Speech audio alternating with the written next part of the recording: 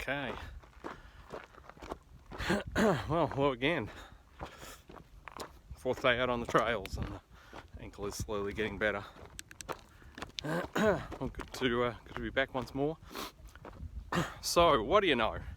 When I was growing up in Australia, that was sort of like kind of a generic call to, or invitation to, make small talk about whatever events of the day or things in your life, what have you. Probably, I think, translate that to current day US, it would be what about that ball game? Would be the probably the closest equivalent. So let's see, there we go, it's a little bit better. But rather than small talking, I actually want to tackle that as a real question to look at. What do you know, and what what does that mean to to know something? And I guess just to start by defining a term, what do you know? I think what you know are things that you are, feel confident or convicted about without having to look them up or go to some other external reference. What are the things that are kind of in here or in here that you're like, oh no, I don't need to ask someone else about that. I can give you my answer, straight away. They would be the things that I would say that, that I know. I would say that they're the things that you know, stuff that you can say that about. And just over over my lifetime, especially maybe the last 20 years or so, my sense is that that people know less and less, and I think one of the big culprits to that is the internet, and I would say Google in particular. I saw just a while ago, someone had a t-shirt or a sweater that said IDKGI, which translated as I don't know, Google it. And it's kind of humorous, but it's I think it's a worrying, it's a very worrying frame of mind, and I'll unpack that, a little bit more. But that's the thing. I think because people feel like they have information at their fingertips, they can just turn to their phone and, in a few key presses, they can get that authoritative, answer. They feel no need to, retain the information themselves, and I think we are less of a people as a result of that. And the more and more that we rely on that, I would posit the dumber and dumber we become. And it's not so much because, you don't have a head jammed full of extraneous facts. That's kind of that's not really the the price you're paying. But what I do know is that our creativity, our intellect, our intelligence is built on the wealth of ideas and concepts that are in our minds, and that kind of interplay and bounce off and in some cases contradict each other. It is those, they are the things that we know are the raw material for the questions that we will ask, and the thoughts that we will have, and the problems that we will solve ourselves, the questions that we will, rather than asking someone else, the questions that we will sort of cogitate over and come to our own conclusions on. And without the raw material of knowledge that is, baked in here and baked in here, our minds will atrophy. And that is a great, it hurts us ourselves. I think it hurts the community and the society that we live in. It will hurt the world as a whole. You know, as we become kind of duller individuals, we will become duller as a community and duller as a as a civilization. And I think eventually we'll die off or just fall into decline. I suspect it may well be that as a civilization we are already in decline, and that may be maybe even towards a sort of civilization suicide. That's for another video. So that's one reason not to rely on the internet and Google in particular for our information, is that it makes us weaker intellectually and mentally and emotionally. And then the other thing is that when we rely on someone else for that information, we've pretty much handed control of our knowledge and our understanding to someone else. And I think fundamentally that is a dangerous thing to do, especially if you have, if you are unsure of the motives and the values of the person or the thing or the people that you have handed that control off to. Again, in the case of Google, I mean, they have, if you don't believe that they have some, definite, hey there doggy. Yeah, if you don't believe or realize that they have some, hey there, really definite agendas that, in mind and at work, then, I think you're, let's adjust this a little bit. I think really you're kidding yourself, and you need to open your eyes. So just, to protect yourself, that is another reason to protect yourself from the kind of nefarious intervention by other people. I think it is necessary to maintain our own store of information, because when we turn to someone like Google, how sure can we be that they are going to give us the information that we really need? How can we know that they're going to give us the information that is in our best interest? I would posit that it's as a baseline, that is actually unlikely. What's going on here? That's actually unlikely to happen. I mean, Google, kind of by definition, they will be giving you the information that is in their best interest. I mean, they're a business, and you're not paying for the service, so they, by definition, they will do what is in their best interest when it comes to serving you information. Now, sometimes your aims and their aims may come into alignment, but there's no guarantee that they will. So it is really, important and valuable for you to maintain that store of understanding and information of your own.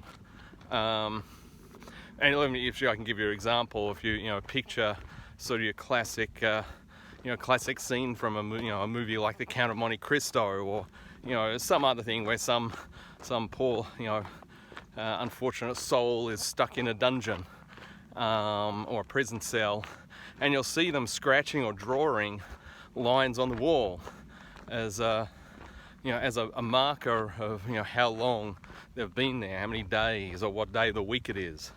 And you have to ask yourself, well, so why are they doing that? Surely you can just ask the prison guard, so what day is it today? How long have I been in here? How much longer of my sentence do I have? And probably at that point you already realize what I'm going to say. It's like, well, why, especially in those situations, you can't trust that your jailer is going to have your best interest at heart and going to keep accurate count of how long you've been incarcerated for. They don't care. So in that situation, it's up to you to, it's up to them to keep track of the passage of time, so that they can know that, when their time has been served. And I feel like, okay, now that's a pretty harsh metaphor, but I think it is the same with something like Google. If you Googled something and they served you up something that is complete or utter rubbish, would you know? Would you know the difference between the truth and a lie? Do you have enough understanding, enough experience, enough other references to discern what is real and what is not, what is truth and what is not. Hey there.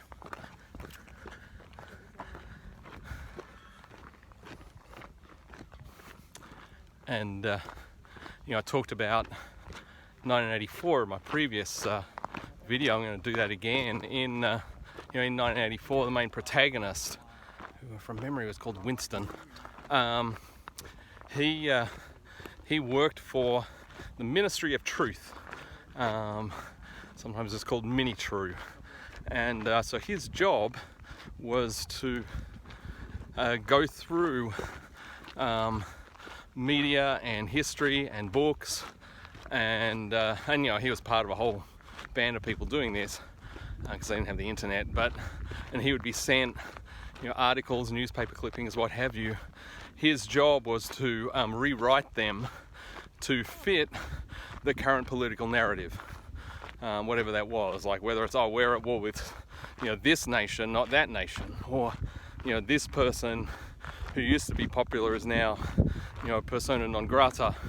So they'd have to change, basically they'd go back, change all the history to fit the current political narrative. And I don't know if that sort of reminds you of, it feels a little windy, so I'm going to pull you in a bit tighter here and talk up a little bit louder. So I don't know if that reminds you of anything. The words content moderator certainly springs to mind, that people whose job is to control the narrative and change the narrative to or change the the stories to fit the current narrative. So that was his job. So if anyone then went to look up and say, hang on, I thought we were at war with this country, where everyone said, well, hang on, wasn't that guy, didn't he used to be hailed as like a a hero of the state? If anyone went back to look through the history, they would find that no, their memory was incorrect, because all the articles had been changed.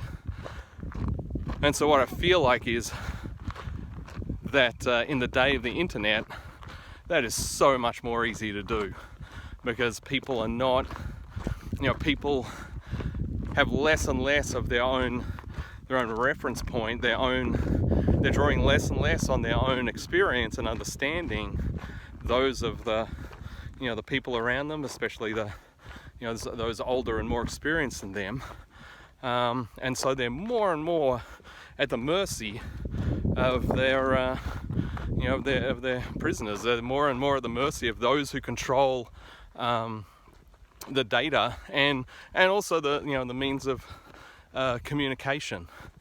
I for myself, I was on Facebook till I don't know, a little over a year ago now. One of my reasons for exiting was that one of the things I would do on Facebook, whenever I recorded a new YouTube video, I would put a link to it on Facebook and say, hey folks, I've put up a new video. And what I found, even though I had I was friends with 500 people I think at that point, Facebook decided that nobody needed to see that post of mine. And when I say nobody, even my wife, even my wife would not see the posting about my new video. And again, example of Facebook controlling the conversation. I guess it had decided to shadow ban me and my YouTube channel. And when I did get in touch with people, you know, in person that I was Facebook friends with, and I'd say, oh yeah, I've been doing a YouTube channel. Typically their response was, oh really, I didn't know that. Again, obviously they'd never had a single Facebook posting from me about any of my videos. So again, it's like you are, you know, don't leave yourself in a position where you are beholden to, you know, people that may not have your best interest at heart, controlling what you feed your mind with, what you feed your heart with, and who you get to communicate with.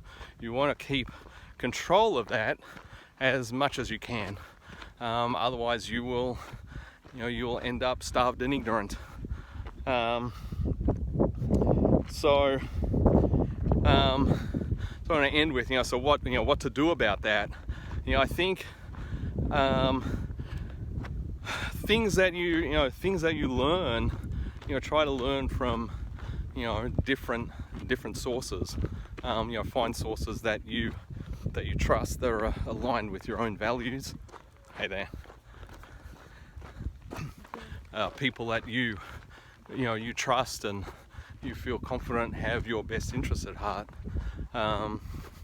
People with a broader experience than you, and, you know, older people, especially at worth learning from, and also bouncing ideas off when you learn something new.